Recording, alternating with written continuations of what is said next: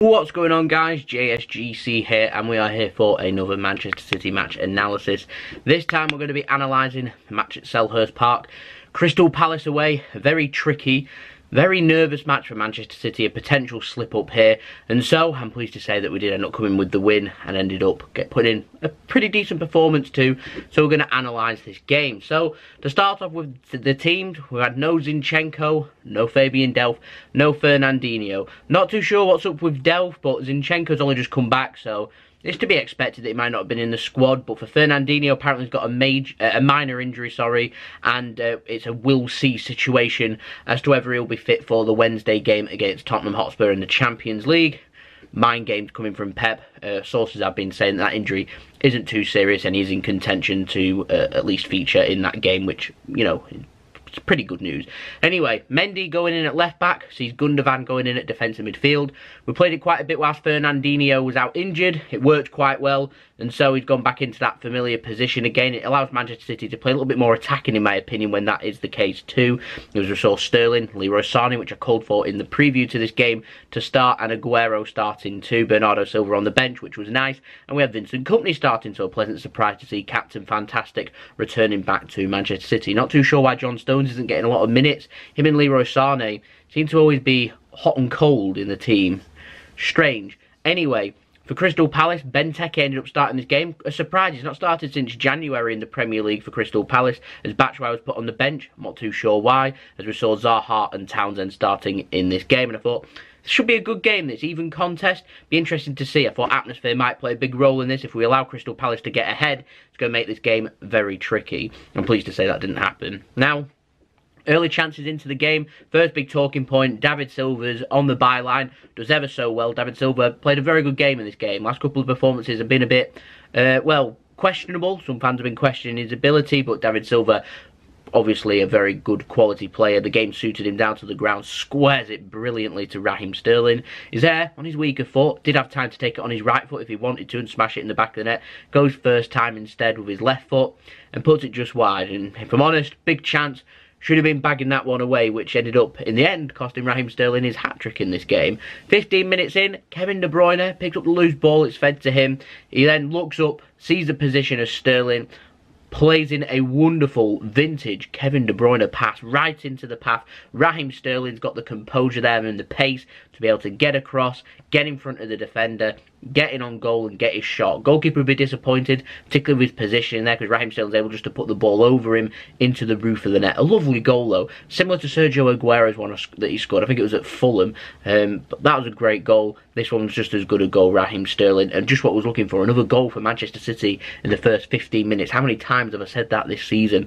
Absolutely wonderful. Before we went into half-time, chances galore. Kevin De Bruyne went close. Sergio Aguero had a shot go over. I think Gundogan put a shot over too. And Leroy Sané doing some great dribbles, got into a great position. Good shot, great save from the Palace goalkeeper. City were opening up Crystal Palace. It was all a little bit easy. We was just looking for that killer 2-goal cushion. Half-time, we went in 1-0. I was confident. We was playing good football. Felt like we just needed to keep going, get that 2-goal cushion and take it from there. Crystal Palace weren't really in it at half-time, weren't really doing a lot. But the longer it stayed at 1-0, the more they'd fancied themselves to pick up an opportunity, and I was fearing the worst, like the Newcastle away match, if you remember when we faced them at St James's Park. That was a game was in complete control of, come forward, score goals, ask the questions of Manchester City, and they crumbled. But De Bruyne, first half, absolutely brilliant. 63 minutes in, there it is.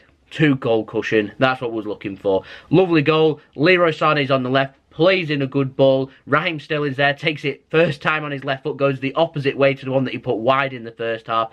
Keeper doesn't read it, or reads it a little bit late. Kind of already going into the back of the net, and to be honest, I'm not going to take anything away. That was a brilliant finish there first time from Raheem Sterling. 2-0, just what I was asking for, and a great goal for Raheem Sterling, and a brace for him, and really it felt like the 3 points from there, or so we thought. 81 minutes in, a stupid challenge really from Gundogan on MacArthur as City had players over. Walker was covering the pass to Benteke. Vincent Kompany was there ready to make the tackle. Kevin De Bruyne was covering him too, and he just kind of chops him down, and he just didn't need to do that. Dangerous free kick area about 20 yards, just central, 20 yards in front of goal. Milivojevic steps up and puts it in the back of the net. I'm not too sure. I can put two kind of faults or blame into this goal. First one with Gundogan making the challenge. Bernardo Silva steps out of the wall, kind of steps out of the way, and Edison gets his positioning a little bit wrong because his shot isn't in the corner of the net. It isn't a rapid free kick. It isn't one that was hard to judge. It was kind of obvious if he isn't going to go up and down, he's going to go opposite. And it goes in the back of the net. Disappointing goal to concede, and it set up a tense finish. Talking points, isn't it? Of course, but, you know, we didn't pay the price for that. Thank God. Few is my note that I've put down, just few. But City, after wasting some time for about 5 minutes, we're great at this. Just keep the ball in their third, get throw-ins, get corners, get free kicks, make substitutions and waste time. No sooner was it the 85th minute and was all fearing the worst than it was the 90th minute and City put the game to bed. Counter-attack this time, Kevin De Bruyne feeds in Gabriel Jesus, who came on for Sergio Aguero. Was picked up, I'm not sure he's picked up a little knock or not, but he did go down soon after being substituted to the tunnel with his coat on with one of the members of staff, so I'm not too sure what that's all about. But Gabriel Jesus is on the pitch, defender comes in, makes the challenge, doesn't make it properly. Jesus is there, he looks up, composes himself, lovely little finish, waits for the keeper to commit, slots it into the back of the net, and it'll do Jesus the world of good there. 3-1, 3 points for Manchester City. Gabriel Jesus was half a yard offside. Even if the game finished 2-1, it didn't really mean anything. City still pick up the 3 points, which is what was needed. And there we go, full time. Over to Liverpool. A good performance. Something that we can build on, which is good. Considering we lost our last match against Tottenham, we wanted a response. We've got a response. We've got the 3 points. And we've got something to build on and work with. So it's good. The week last season, which was very disappointing with them 2 losses against Liverpool sandwiched in between that Manchester derby where City could have won the Premier League, went 2-0 up in control, ended up losing the game and not winning the Premier League, and that disastrous week that we had was all fearing the same in this stage this season. Instead, they rectified it and picked up the 3 points, and we can't ask for much more. Liverpool are going to be playing Chelsea. They'll be playing them just as I'm recording this video, editing this video and uploading this video, so the game will probably be coming to an end somewhere there or thereabouts when I've put this out, so I don't know what's happening in that game. But if we can get a favour from Chelsea, then that would be brilliant, obviously. And so, that's what we're looking for. But all in all, a good response. We'll check the stats for this game. City 73% possession compared to their 27% possession, which is good. Good possession stats, that, particularly for a difficult away match against Crystal Palace at Selhurst Park. 20 shots for City, 6 on target, 3 goals. I'd take something similar in stats, if I'm honest.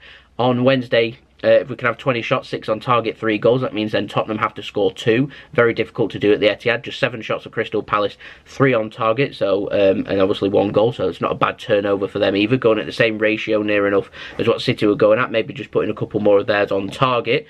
But yeah, still, Edison didn't keep his clean sheet, but there we go. He's chasing the Golden Glove, but hopefully Chelsea could score past Alisson, so it won't be too disastrous. But at this time of the season, all that matters really is just picking up 3 points. 723 passes, 90% pass completion rate. Much better this from Manchester City compared with the game that we had against Tottenham, with only, I think it was 500 and odd passes, so obviously a lot better. 273 for Crystal Palace, 71% pass completion rate. Clear-cut chances 4 created for City. We've got 3 goals, not too bad. No clear-cut chances created for Crystal Palace. In terms of crosses, just 11 balls put in by Crystal Palace, connecting with 3 of them. City put 27 balls in, just connected with 4 of them.